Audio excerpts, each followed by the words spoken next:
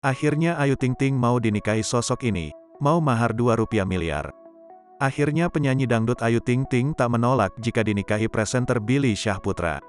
Namun, janda Enji Baskoro itu memberikan beberapa syarat untuk adik Olga Syahputra itu.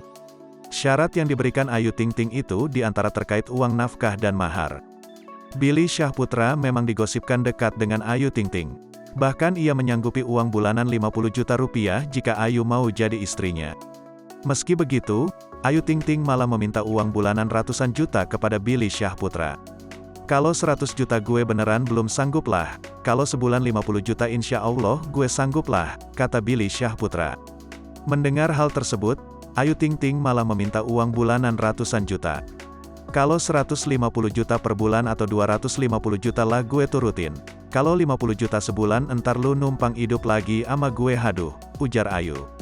Menurut Billy, ia masih memiliki tanggungan orang tua dan adiknya yang masih sekolah. Ia juga menyisihkan untuk uang sekolah Bilkis dan kebutuhan hidup pelantun alamat palsu itu. Bilkis 10 juta untuk makan, 20 juta untuk sekolah, 20 juta untuk Bu Ayu, kata Billy. Mendengar hal tersebut, Ayu menolak mentah-mentah uang tersebut. Ia meminta mahar pernikahan hingga Rp2 miliar. Bawaan aja mesti 2M ke gue mah. Bil masalahnya nih ya Bil mohon maaf nih, lu nikah sama janda nih. Lu nikah sama janda bukan sembarang janda.